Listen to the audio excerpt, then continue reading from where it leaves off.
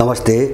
अहिले विश्वमा निकै चर्चाको विषयका रूपमा रहेको ताइवान सङ्कट लाई लिएर धेरै थरी अनुमानहरू भइरहेका छन्। अनुमान मात्रै होइन, कतिपयले ताइवान नै एउटा विशुद्धको कारण बन्छ कि भन्ने सम्भावना पनि देखाइरहेका छन्। अब अलिकति चाहिँ ताइवानमा के होला भन्ने विषयमा अब समग्र परिवेशलाई आधार बनाएर अलिकति चिरफार गर्न के आवश्यक देखिन्छ। मैले कस्तो देख्छु हुन्छ भने, जस्तो युक्रेनमा पश्चिमाहरूले जसरी हात हाले भन्नुको अर्थ जस्तो हतियारहरू सहयोग गरिरहेका छन्, पैसा दिइरहेका छन्। ताइवान मुद्दा त्यस्तो होइन। किन भन्छ भने युक्रेन एउटा सार्वभौम देश हो, उनीहरूलाई त्यसो गर्न सजिलो थियो। तर ताइवान उनीहरूले नै मानेको र राष्ट्रसङ्घले पनि मानेको चीनको अभिन्न भूभाग हो। त्यसकारणले ताइवान भित्र पस्ने अथवा उसलाई सहयोग गर्ने भनेको त्यो सिधै चीनसँग युद्धको घोषणा गरेकै हुन्छ। त्यसकारणले युक्रेनमा जति सजिलै उनले अब काम गर्न सके, त्यो सजिलो चाहिँ तपाईको ताइवान प्रश्नमा देखिँदैन। अब यतातिर मैले चीनको कस्तो देख्छु हुन्छ भने, आजै मात्र चिनिया मिडियाहरूमा एउटा श्वेतपत्र, चिनिया सरकारले जारी गरेको एउटा श्वेतपत्र चाहिँ सार्वजनिक भएको छ। अब त्यो श्वेतपत्र पढ्ने हो भने चीनले ताइवानमा आक्रमण गर्ने कुनै पनि मनसाय देखिन्न हैन। उसले घेराबन्दी गरेको छ र गएको चाहिँ सोमबार घेराबन्दीको 4 दिनको म्याद सकिएपछि उसले चाहिँ चीनको जनमुक्ति सेनाले एउटा चाहिँ वक्तव्य जारी गर्यो र के भन्यो भन्छ भने, ताइवानको पुनर्एकीकरण नभएसम्म हाम्रो यो सैन्य अभ्यास र घेराबन्दी जारी रहन्छ भनेर चीनले ताइवानको घेराबन्दी नछोड्ने निर्णय सार्वजनिक गरिसकेको छ। र अर्कोतिर आज प्रकाशित भएको चाहिँ श्वेतपत्र हेर्ने हो भने ताइवानमाथि चीनले आक्रमण गर्ने चाहिँ सङ्केत पनि तपाईको देखिँदैन। यसको मतलब के हो भन्छ भने, यसको अर्थ हो अब चीन चाहिँ सिधै अमेरिकासँग चाहिँ तपाईको भिड्न खोजिरहेको स्पष्ट देखिन्छ। यदि अमेरिकाले ताइवानमाथि हस्तक्षेप गर्यो, हात हाल्यो अथवा उसको घेराबन्दीलाई तोड्न कोसिस गर्यो भने लडाईँ अब अमेरिका र चीनकै बिचमा हुने चाहिँ लगभग निश्चित जस्तै देखिन्छ। र मैले ताइवानमा हात हाल्ने चीनले आफ्नो तर्फबाट आक्रमण गर्ने सम्भावना मैले किन देख्दैन भन्छ भने, जस्तो उनीहरूको एउटै जाति, एउटै भाषा, एउटै संस्कृति, एउटै परिवार, सारा चिज छ। अब जसरी युक्रेनमा रुसले जुन चाहिँ व्यापक रूपमा मान्छे चाहिँ मर्नबाट जोगिनुको निम्ति एउटा कारबाहीको एउटा शैली अपनायो, चीनले भोलि आइपरेमा पनि चाहिँ त्यही शैली अपनाउने हो। अब त्यहाँ चाहिँ क्षति नहोस् र मान्छेहरू नमरुन् भन्ने उसमा चाहिँ चीन सतर्क छ। त्यसमा पनि ताइवानको स्थिति कस्तो हो भन्छ भने, ताइवान विभाजित छ। जस्तो अहिले सत्ताधारी दलले अमेरिकनलाई जति बोक्न खोजे पनि अस्ति पेलोसी भ्रमण जाँदाखेरि त्यहाँ ठुलो विरोध प्रदर्शन भयो, त्यहाँबाट निस्किए भने पेलोसीको ठुलो विरोध भयो। त्यस कारणले ताइवानमा चाहिँ तपाईको चीन विरोधी जनमत मात्रै छैन हैन। पुनर्एकीकरण गर्ने पक्षमा अथवा चाहिँ अहिलेको जुन अवस्था छ, जसलाई स्टाटसको जुन ठाउँमा चाहिँ ताइवान र चीन छन्, यसलाई चाहिँ निरन्तरता दिनुपर्छ भन्ने पक्षमा ठुलो चाहिँ तपाईको जनमत छ। अब यहाँनिर एउटा हामीले चाहिँ अलिकति चिरफार गर्ने के हो भन्छ भने, जस्तो यो भूमिकालाई लिएर जस्तो यस्ता बहस विवाद धेरै भइरहेका छन्। जस्तो युक्रेन भयो, भोलि अब इजरायल र प्यालेस्टाइनको बिचमा भइरहेको छ, भोलि इरानसँग होला, ताइवानसँग भइरहेको छ। हामीले अलिकति यसको सार कसरी बुझ्न्छ भन्छ भने, जस्तो यो नितान्त संसारभरि सबै ठाउँमा यो युद्ध भड्काउने, हत्या र हिंसाका घटनाहरू अगाडि बढाउने र एउटा दादागिरी देखाउने जो चाहिँ अमेरिकन प्रवृत्ति र त्यसमा प्लस युरोपियनहरू पनि जो प्रवृत्ति थियो नि, विश्वभरिको सङ्कटको स्रोत यही हो। जस्तो ताइवानमा पनि एउटा बडो चाहिँ फोरी खालको एउटा पाखण्ड उनको कहाँ देखिन्छ भन्छ भने, उनीहरूले औपचारिक रूपमा एक चीन नीति भनेर भनिरहेका छन्। अब उनले मान्दै आएको त्यही हो, ताइवान चीनको अङ्ग हो भनी मान्दै आएका छन्। तर उनले आफ्नो राजनीतिक स्वार्थ, एउटा अपराधिक खालको मानसिकताको निम्ति उनले सँगसँगै के पनि भनिरहेका छन् भन्छ भने, हामी ताइवानको स्वाधीनताको निम्ति प्रतिबद्ध छौँ र जस्तो सुकै सहयोग गर्न पनि तयार छौँ भन्ने पनि भनिरहेका छन् हैन। जस्तो युक्रेनलाई पनि त्यही भने, जे भने त्यो त गरेनन् र ताइवानलाई पनि जे भनिरहेका छन् मलाई लाग्छ तपाईको त्यो पनि उनीहरू गर्दैनन्। किन भन्छ भने त्यो सिधै चाहिँ तपाईको अब लड्ने कुरा हो, सिधै चाहिँ तपाईको अब युद्धमा चाहिँ उत्रने कुरा हो। किन भन्छ भने ताइवान चीनको अङ्ग हो हैन। उनको नीति अनुसार पनि राष्ट्रसङ्घको चाहिँ निर्णय अनुसार पनि र चाहिँ हजारौँ वर्षदेखिको इतिहास हेर्दाखेरि पनि ताइवान चीनको अङ्ग हो। त्यो त चाहिँ 1949 मा चाहिँ त्यहाँ कम्युनिस्ट क्रान्ति भइसकेपछि त्यहाँको राष्ट्रपति च्याङ काई-सेक भागेर त्यो टापुमा गएर बसेका मात्रै हुन् हैन। त्यो मात्रै हो। ताइवान कहिले पनि चाहिँ स्वतन्त्र देश रहेको छैन। अब यहाँनिर पश्चिमाहरू यसो किन गरिरहेका छन् हैन, हामी अलिकति चिरफार गरौँ। यसको सम्भावित एउटा परिणाम के हुन सक्छ र उनीहरू के गरिरहेका छन्। अब एउटा चीज हामीले बुझ्नुपर्ने चीज के हो भन्छ भने ताइवान चीनको चाहिँ चीनसँग पुनर्एकीकरण भयो भने हैन, अब त्यो वरिपरिको जो एउटा विशाल इलाका हो त्यो विशाल इलाकामा चिनियाहरूको चलखेल चाहिँ निर्बाध रूपमा चाहिँ तपाईको खुला हुन्छ। एउटा उनीहरूलाई डर यो हो। जस्तो चाहिँ चीनको उत्तरी भागमा पूर्वी चीन सागर छ, दक्षिणतिर चाहिँ दक्षिण चीन सागर छ, त्यसपछि ताइवानदेखि तपाईको पूर्वतिर फिलिपिन सागर छ। यो सबै एरिया तीनटा जो सागरको जो एरिया हो यो एरिया चाहिँ तपाईको अब चीनको निम्ति निर्बाध रूपमा चाहिँ चलखेल गर्ने एउटा ठाउँको रूपमा उपलब्ध हुन्छ। पहिलो डर।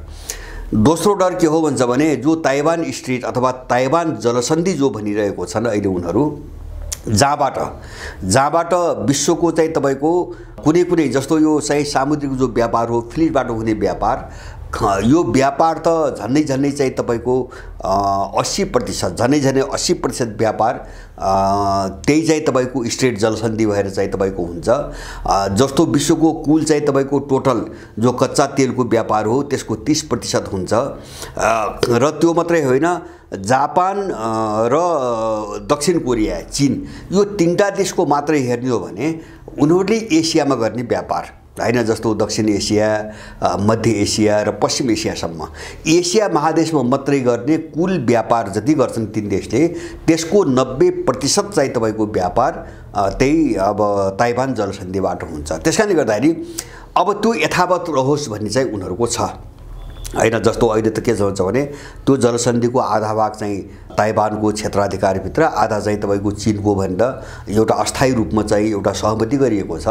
अब त्यो चाहिँ युनिफिकेसन अथवा पुनर्एकीकरण भयो भने त्यो सम्पूर्ण जो जलसन्धि हो त्यो चीनको चाहिँ तपाईको नियन्त्रणमा जान्छ, चिनिया कानुन लाग्छ। अब त्यसपछि उसले अब कुनै व्यापारलाई चाहिँ जस्तो कसैसँग चाहिँ भोलि लडाई भयो, युद्ध भयो अथवा चाहिँ दुश्मनी भयो भने कसैलाई त्यो चाहिँ तपाईको रुट टाइट गरिदिनु पनि सक्छ, अलिकति अंकुश लगाइदिनु पनि सक्छ।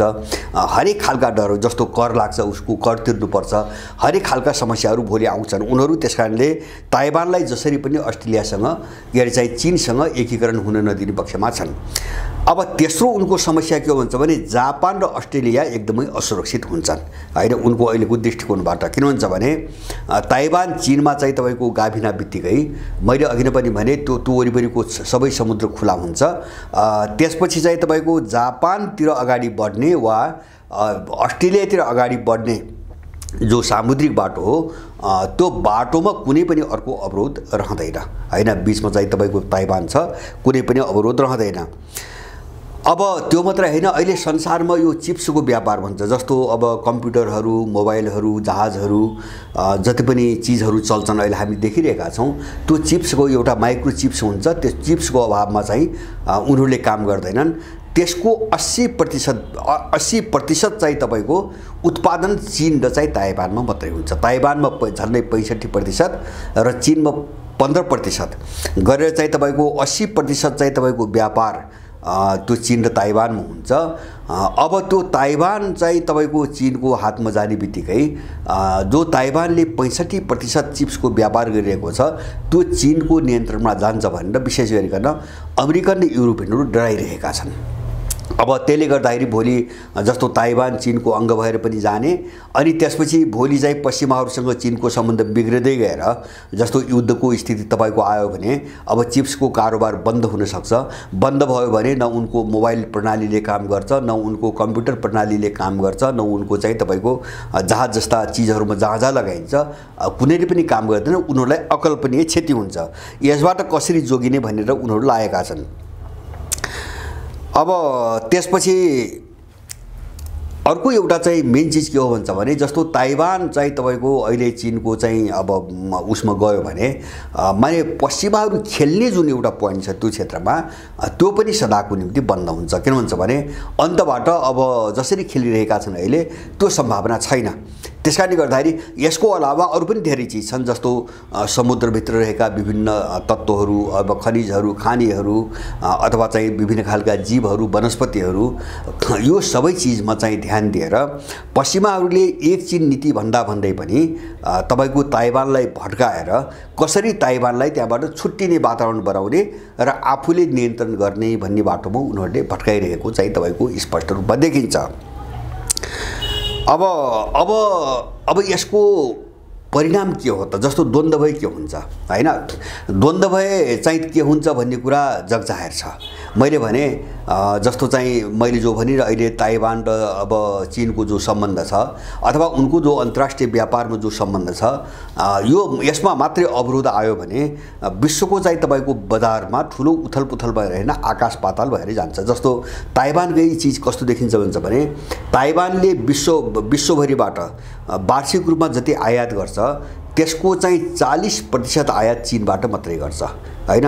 40% निर्यात जो निर्यात हो निर्यात चीन र ताइवानमा के रे हङकङमा मात्रै उसले 40% गर्छ र चीनबाट मात्रै उसले आयात चाहिँ तपाईको 30% गर्छ। माने यो सबै बन्द भयो भने ताइवान चाहिँ तुरुन्तै धराशायी हुन्छ हैन। जस्तो यो बन्द भयो भने जस्तो अहिले त्यो लक्षण देखा परिसकेको छ र बाहिर आइरहेका सूचना अनुसार ताइवानमा काम गर्ने ठुलठुला जो टेक कम्पनीहरू छन् विदेशी कम्पनीहरू छन् ती कम्पनीहरू ताइवानबाट निस्कने तयारी गरिरहेका छन्।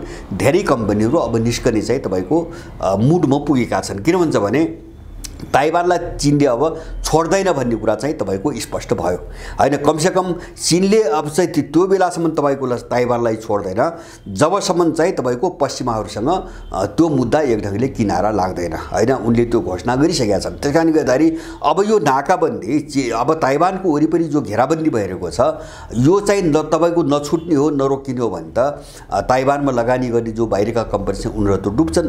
त्यसकारणले एउटा चाहिँ कम्पनी चाहिँ तपाईको बाहिर सर्ने प्रक्रिया अर्को चाहिँ त्यो नाकाबन्दीले चाहिँ तपाईको उसको ताइवानको चिप्स व्यापार चाहिँ ठप्प हुने प्रक्रिया अनि आयात निर्यातमा जो निर्भरता छ नि चीनप्रति यो सबैले गर्दाखेरि ताइवानमा युद्ध गर्नु पर्दैन ताइवान राम्रोसँग धराशायी हुने स्थिति छ।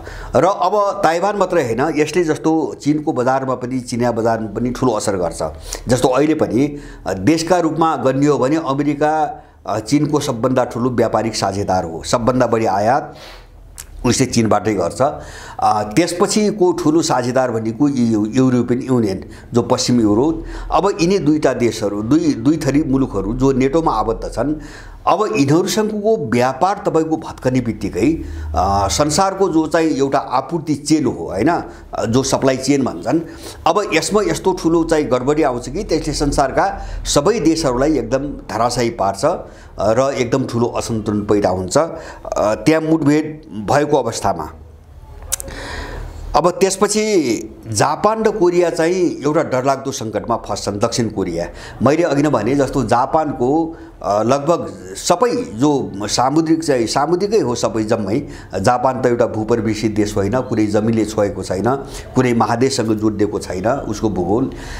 त्यसकारणले गर्दाखेरि जापानको जति पनि व्यापार हो त्यो समुद्र हुने व्यापार हो। अब ताइवान जलसन्धि अब कुनै युद्ध भयो द्वन्द्व भयो अथवा चीनसँग तपाईको दुश्मनी भयो भने ताइवान जलसन्धि बन्द हुने बित्तिकै जापानको चाहिँ स्थिति साह्रै डरलाग्दो अवस्थामा पुग्छ एकदम भयावह अवस्थामा पुग्छ। उसले चाहिँ जो अन्तर्राष्ट्रिय व्यापार गर्छ त्यो झनै ठप्प हुन्छ हैन। जापानलाई सबैभन्दा ठुलो नोक्सानी हुन्छ र त्यही नोक्सानी चाहिँ तपाईको दक्षिण कोरियालाई पनि हुन्छ। सायद यो मुद्दामा यही बुझेर होला दक्षिण कोरिया धेरै सतर्क छ। अस्ति पेरुसीलाई पनि त्यहाँको राष्ट्रपतिले भेटेनन् र हिजो मात्रै चाहिँ एउटा समाचार आएको छ जापानले चीनसँगको आफ्नो जो एउटा सम्बन्ध हो त्यसलाई अझ मजबुत र भरपर्दो बनाउन चाहेको छ भनेर जापानको कुनै चाहिँ एउटा सरकारी प्रतिनिधि मन्त्री हिजो अस्ति मात्रै बोलेका छन्।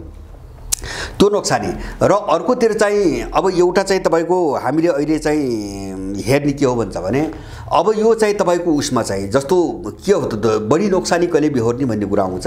मलाई लाग्छ तपाईको अमेरिका र युरोपले जुन नोक्सानी बेहोर्छन् त्यो नोक्सानी चीनले बेहोर्दैन, किन उसले वैकल्पिक बजारको ठुलो चाहिँ तपाईको इलाका बनाइसकेको छ।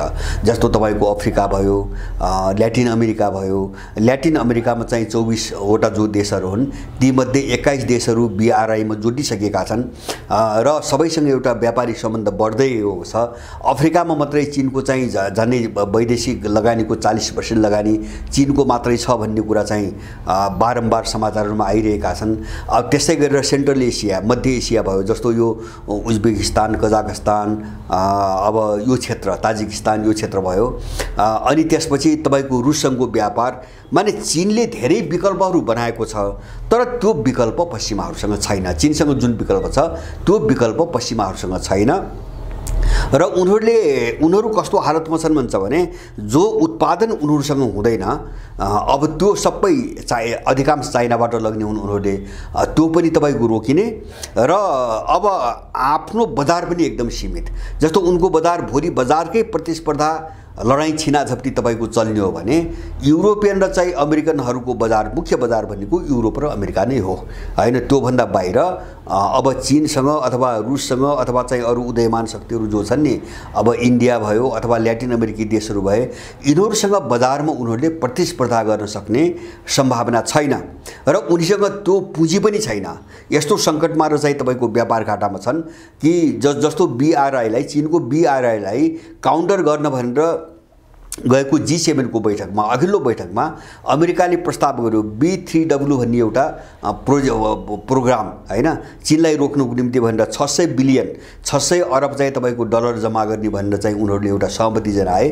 तर त्यो अहिलेसम्म कहीँ अगाडि बढेको छैन। किन भन्छ भने पैसा छैन। 600 अरब डलर पनि उनीहरूले पैसा जम्मा गर्न सकिरहेका छैनन्।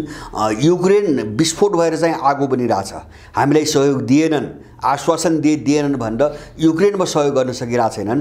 युक्रेनमा मात्र हैन, अहिले EU भित्रै पनि अब यो तेल ग्यास अथवा चाहिँ क्षतिपूर्ति हुन्छ नि, त्यहाँ त EU को तर्फबाट एउटा नियम लागू हुन्छ। पोल्यान्डले भर्खरै EU माथि चाहिँ तपाईको आगो उघलिरहेको छ हैन। EU ले चाहिँ आफ्नो वचन पूरा गरेन भने चाहिँ हामी यसको चाहिँ जवाब दिन्छौँ भनेर पोल्यान्ड चाहिँ तपाईको आगो ओख्रिएको छ। यस्तो खालको एउटा सङ्कटमा यिनीहरू छन्। त्यसकारणले व्यापारिक प्रतिस्पर्धामा पश्चिमाहरू भोलि युद्ध भएको अवस्थामा अथवा चाहिँ युद्ध नहुँदै पनि जो दुश्मनी हुन्छ नि, एकअर्कालाई चाहिँ नाकाबन्दी र प्रतिबन्ध लगाउने, त्यस्तो स्थिति आयो भने पश्चिमा जगत नै डुब्छ, जो अत्यधिक अरूप्रति चाहिँ तपाईको निर्भर छ र उसको बजार पनि एकदम सङ्कुचित भइसकेको छ र विभिन्न घटनाक्रमले देखाउँछ संसारभरि चाहिँ उनीहरू धेरै खुम्चिसकेका छन्। त्यसैले गर्दाखेरि उनलाई सबभन्दा बढी चाहिँ तपाईको नोक्सान हुने सम्भावना चाहिँ देखिन्छ।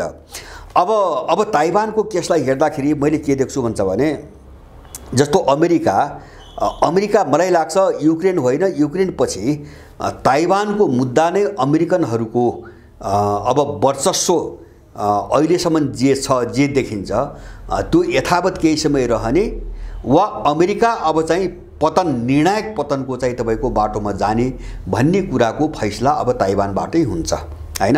मैले त्यो किन भनेको भन्छ भने चीनको जो तयारी घेराबन्दी, एउटा त उसले अब त्यो चीनमाथिको जो घेराबन्दी हो त्यो नरोक्ने उसले घोषणा गरिसक्यो हैन। त्यहाँको सेनाले त्यो नरोकिने घोषणा गरिसक्यो भने अब ताइवानमा प्रवेश गर्ने बाटो कतै पनि छैन। अमेरिकनहरूलाई कतै पनि त्यो बाटो छैन। जबरजस्ती प्रवेश गर्न खोजे भने अब त्यो चीनसँग युद्धमै जाने कुरा हो, पहिलो कुरा। अब अमेरिका कति सङ्कटमा फस्यो भन्ने कुरा। दोस्रो कुरा, अहिले तपाईको चीनको जो चाहिँ सैन्य तयारी हेर्दाखेरि के देखिन्छ भन्छ भने उसले चाहिँ उत्तरतिरबाट चाहिँ जापानको ओकिनावामा रहेका अमेरिकन सैनिक क्याम्पहरू र यता दक्षिण कोरियामा बसेको अमेरिकन सेना, अब यो दुईटालाई टार्गेट बनाइकन उसले चाहिँ तपाईको तयारी गरिरहेको छ। जस्तो चीनको चाहिँ येल्लो सी भन्छ हैन, पीत सागर, पहिलो सागर त दक्षिण कोरियाको ठ्याक्कै चाहिँ पश्चिमतिरको भाग हो हैन, दक्षिण कोरियासँग पनि जोडिएको छ। पहिलो सागरमा चीनको निकै ठुलो तयारी छ, सैन्य तयारी छ, समुद्रमा तयारी छ र जमिनमा पनि तयारी छ। त्यो तयारी विशुद्ध त्यो दक्षिण कोरियाको जो अमेरिकन सेना हो त्यसलाई टार्गेट गरिकन, नत्र भने वरिपरि अब चीनले चाहिँ निशाना बनाउनु पनि कुनै शक्ति पनि वरिपरि छैन। पित्तसागरको वरिपरि अर्को कुनै पनि शक्ति छैन।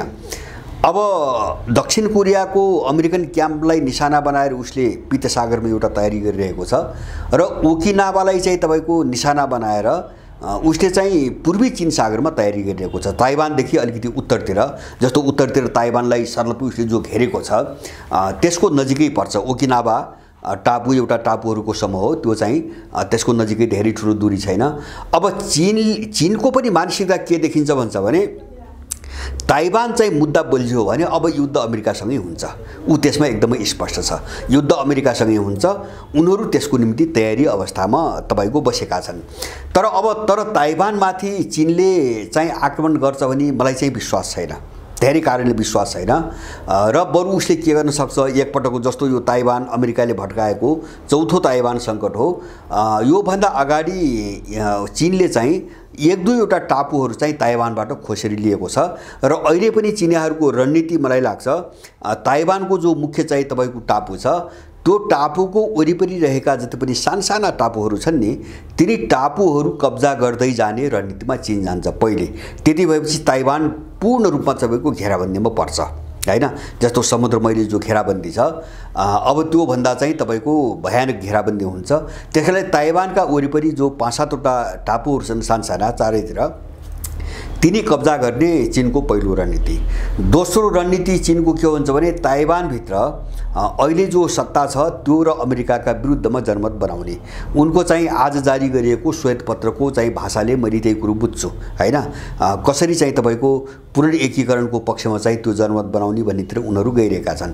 र अब तेस्रो उनीहरूले के गल्ती गर्दैनन् भन्छ भने ताइवान चाहिँ सँग चाहिँ उसले चाहिँ चीन फस्ने अनि अमेरिका तमासे भएर चाहिँ तपाईको हेर्ने, ताली बजाउने, अनि चीन चाहिँ अब कमजोर हुँदै जाने, अमेरिका चाहिँ त्यसबाट फाइदा लिँदै जाने, त्यसकै आडमा चाहिँ अब त्यो क्षेत्रमा हतियार बिक्री गर्दै जाने।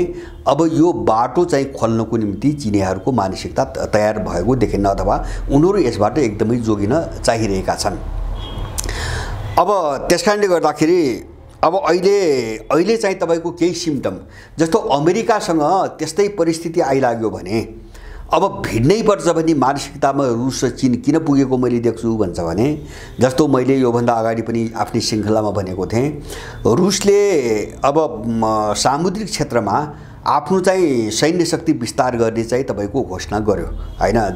हप्ता दिन 10 दिन जति भयो र उसले प्रष्टै भनेको छ जस्तो अरब सागर, हिन्द महासागर, प्रशान्त महासागर लगायतका जो चाहिँ रणनीतिक सामरिक हिसाबले महत्त्वपूर्ण चाहिँ तपाईको ठाउँहरू छन्, ती सबै ठाउँमा आफ्नो उसले जलसेना तैनात गर्ने निर्णय गर्यो, नम्बर 1।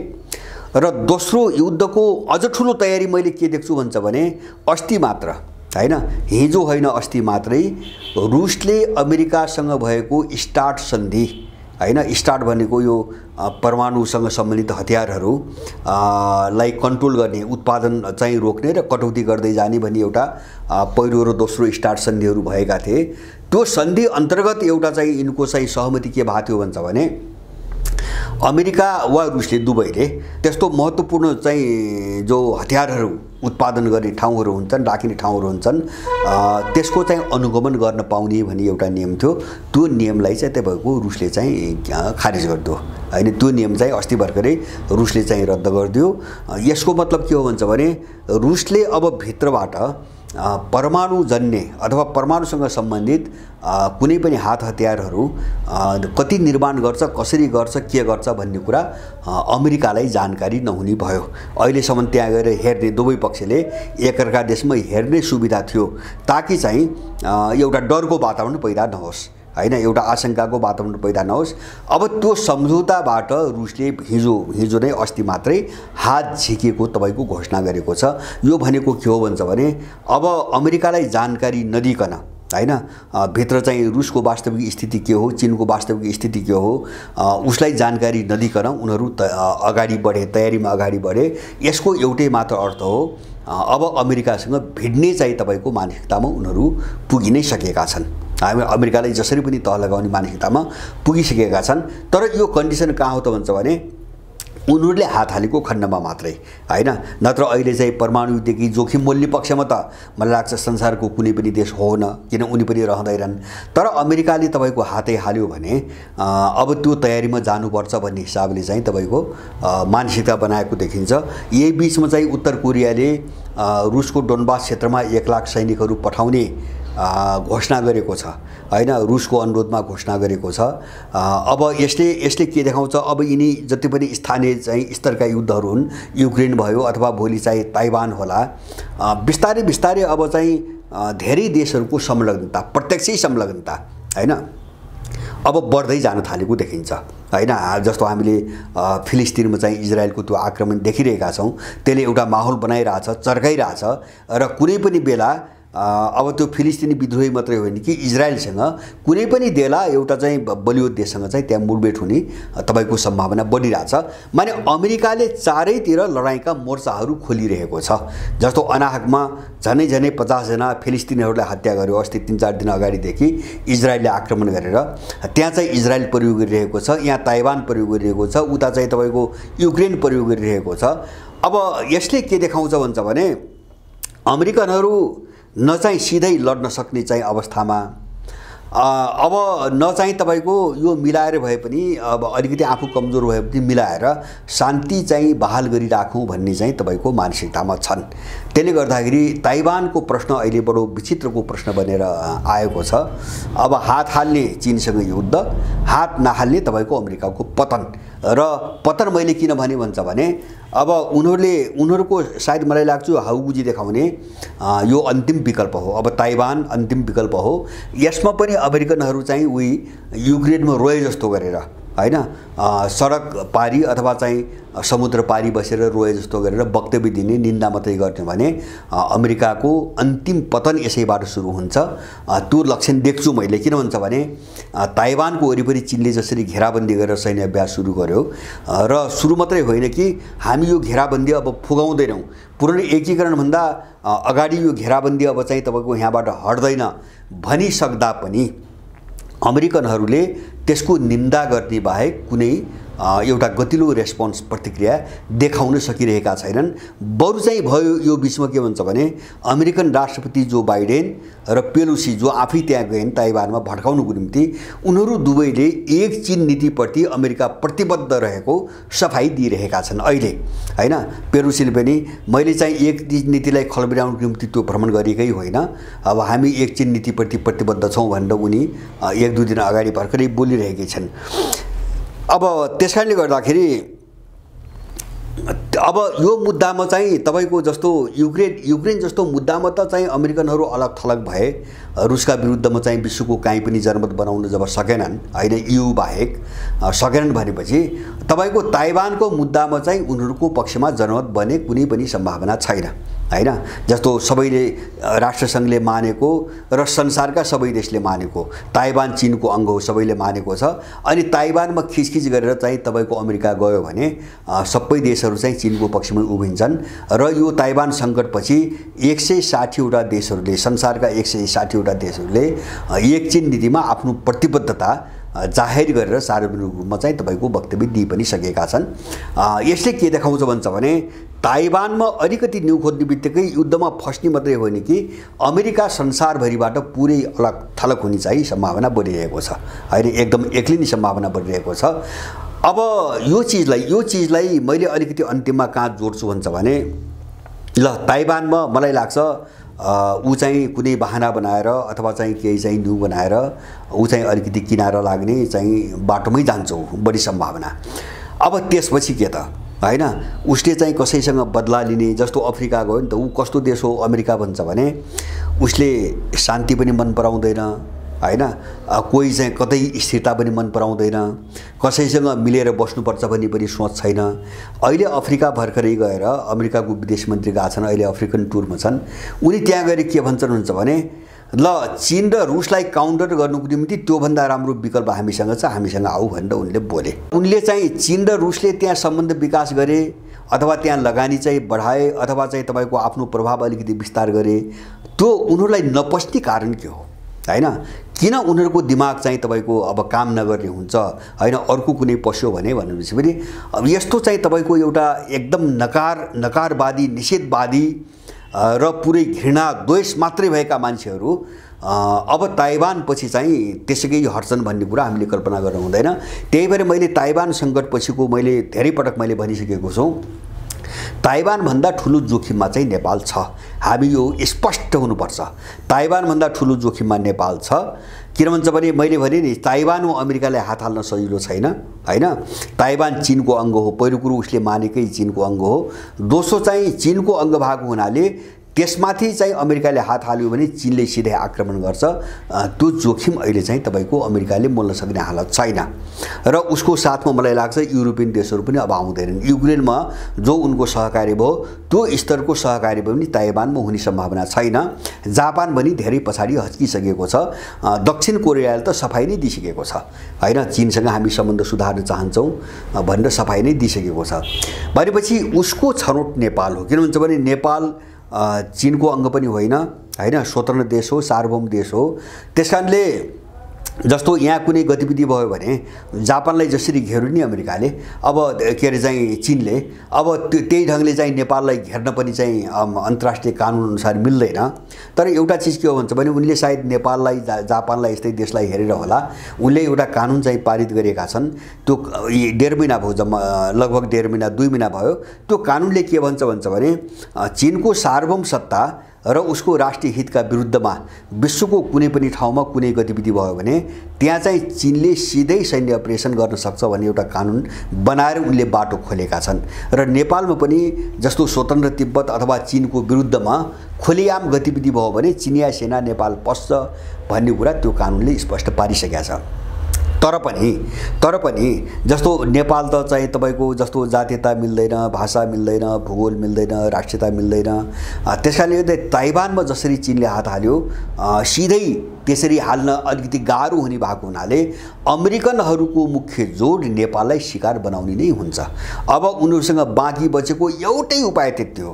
जस्तो चीनलाई कसरी उत्तेजित पारेर चाहिँ मुठभेडमा ल्याउने भन्ने उनीहरू लागिरहेका छन्। जस्तो अहिले भर्खरै एउटा समाचार बाहिर आएको छ, इन्डियालाई समातेर उनीहरूले उत्तराखण्डको तपाईको ठ्याक्कै चीनसँगको सिमानामा एउटा सैन्य अभ्यास गर्दैछन्। केही महिनापछि लगभग चीनको सिमानाबाट थोरै भित्र मात्रै सैन्य अभ्यास गर्दैछन्। त्यो त चीनलाई उक्साउने कुरा हो उनीहरूको, अमेरिकनहरूको इन्डियालाई त्यहाँ प्रयोग गरिरहेछ। अब त्यस्तै गरेर नेपालमा पनि गरिरहेछ। म अलिकति विस्तृत रूपमा अर्को पटक राखुला नेपालमा के गरिरहेछन् उनीहरू। नेपाललाई शिकार बनाउने सम्भावना एकदमै प्रबल छ, ताइवान होइन। मैले पहिले पनि भनेको छु, ताइवान चाहिँ देखाउने ठाउँ भयो, हल्ला गर्ने ठाउँ भयो, ताइवानीहरूलाई एउटा पक्षलाई उचाल्ने चाहिँ मुद्दा भयो। तर उनको चाहिँ मुख्य टार्गेट नेपाल हो हैन। किन नेपाल नै सबै किसिमले अनुकूल छ उनको निम्ति। किन मैले भने नि नेपाल सार्वभौम देश हो हैन, चीनलाई सिधै हात हाल्न गाह्रो छ, नम्बर 1। दोस्रो, नेपाल चाहिँ तपाईको नेपालभित्र तिब्बती शरणार्थी छन् जसले उसलाई एकदम सजिलै प्रयोग गर्न सक्छ। अब तेस्रो कुरो, नेपालमा विदेशीहरूको ठुलो जनसङ्ख्या भइसक्यो नागरिकता ऐनले, उनीहरूले त्यसलाई प्रयोग गर्छन्। जस्तो इन्डियाले तिब्बतीहरूको एउटा छुट्टै सैनिक बटालियनै बनाएको छ हैन, चीनका विरुद्ध त्यही सिमानामा खटा छ जो दलाई लामाका मान्छे शरणार्थीहरू लिएका। यहाँ पनि विदेशीहरू जो नेपाली नागरिकताले इन्डियन तिब्बतियन जोसुकै भन्नु भोलि तिनलाई सेनाको रूपमा प्रयोग गर्ने हो, त्यो अनुकूलता छ। र तेस्रो, नेपालमा अनुकूलता के छ उनीहरूलाई भन्छ भने तिब्बत आवत जावत गर्ने सुगम नाका भएको एक मात्र अन्तर्राष्ट्रिय भूमि नेपाल हो। अरू कुनै पनि देशबाट यो चाहिँ सुविधा उपलब्ध छैन हैन, खेल्न सजिलो छ। चौथो चाहिँ इन्डियासँग खुला सिमाना छ र इन्डिया पश्चिमाहरूको कन्ट्रोलमा छ हैन, उसको नवोपनिवेशका रूपमा रहेको छ। र पाँचौं चिज के हो भन्छ भने नेपाल चाहिँ आर्थिक रूपमा पुरै चाहिँ तपाईको इन्डो पश्चिमाहरू सँग निर्भर, उनीहरूप्रति निर्भर बनाइएको देश हो। त्यसकारणले गर्दाखेरि भोलि त्यो जो आर्थिक ऋण उनले दिएका हुन्छन् नि, त्यो आधारबाट यिनीहरूले कस्ने एउटा ठाउँ छ। त्यसमा पनि उनीहरूलाई अब थप सुविधा अहिले पछि भएको उनले यहाँ चाहिँ एमसीसी अनुमोदन भएको छ हैन। अब त्यो एउटा समानान्तर स्वायत्त सरकार हो, नेपालको संविधान र कानुनले चाहिँ नछुने खालको सरकार हो त्यस सम्झौताको बेहोरा अनुसार। र त्यसको आडमा उनीहरूले एउटा सैन्य सम्झौता गराएर नेपालमा अमेरिकन सेना वैधानिक रूपमा अमेरिकन सेना राख्ने प्रपञ्च गरिरहेका छन्। सम्झौता भइ नै सकेको छ। एसपीपी जस्तो चाहिँ त्यो नमान्ने भनेर यिनले पत्र पठायौँ त भने, तर चाहिँ पत्र देखाउन मिल्दैन भने, यति निर्लज्ज, यति घृणित हैन, परराष्ट्र मन्त्रालयले अर्को देशलाई पठाएको पत्र सार्वजनिक गर्न मिल्दैन भने जो भने नि, अब यिनीहरूले त्यो सम्झौता खारिज गरेका छैनन्। हामी यसमा एकदम क्लियर हुनुपर्छ, एकदम स्पष्ट हुनुपर्छ। त्यसैले यो सबै चिजले गर्दाखेरि नेपाललाई चाहिँ तपाईको छिया पार्नुको निम्ति अमेरिकनहरूलाई जो चाहिँ तपाईको अनुकूलता छ त्यो ताइवानमा छैन। त्यसैले अब शिकार हुने नेपाल हो। यसमा हामी एकदमै सजग हुनुपर्छ र मलाई लाग्छ नेपालमा उसले हरकत यो जो गर्ने सोच बनाएको छ त्यसो गर्यो भने उसको अन्तिम कोसिस हुन्छ। अब हैन, विश्वभरि नै उसको अन्तिम कोसिस हुन्छ। अब त्यसपछि अमेरिका चाहिँ तपाईको एउटा शक्ति राष्ट्रबाट चाहिँ विसर्जनको बाटोमा चाहिँ लाग्छ र टुङ्गिन्छ भन्ने मलाई लाग्छ। त अहिले ताइवानको समस्यालाई लिएर हामीले हेर्नुपर्ने चिज यिनै हुन् मोटामोटी। एउटा त ताइवान र चाहिँ चीनका बीचमा युद्ध होला नहोला, अथवा चाहिँ तपाईको अब अमेरिका र चीनका बीचमा युद्ध होला नहोला, अथवा त्यहाँ अमेरिका सकेन असफल भयो भने त्यसको रिफ्लेक्सन अथवा चाहिँ त्यसको प्रभाव नेपालमा के पर्ला, हामी यो सबै कोणबाट अलिकति जाँचबुझ गर्न होशियार हुने एकदम आवश्यक छ। मैले देखेको के हो भन्छ भने नेपालमा अमेरिकन र इन्डियन हैन, युरो अमेरिकन र इन्डियनहरूका विरुद्धमा हैन, जसले यस्तो अपराधिक चाहिँ षड्यन्त्र गरिरहेका छन्, यिनका विरुद्धमा चाहिँ एउटा जबरजस्त जनमत जबसम्म बन्दैन नि, हामी यो जोखिमबाट बाहिर जान सक्दैनौँ। यो जोखिमबाट हामी मुक्त हुन सक्दैनौँ र त्यसको मूल्य हामीले चुकाउनै पर्छ। जसरी युक्रेनले चुकाए, एउटा गलत मान्छेलाई चाहिँ नबुझ्दा युक्रेनले चुकाए, त्यही स्थिति भोलि हाम्रो आउन सक्छ। यसपट्टि चाहिँ सबै सजग हुन एकदमै जरुरी छ। हस्, धन्यवाद।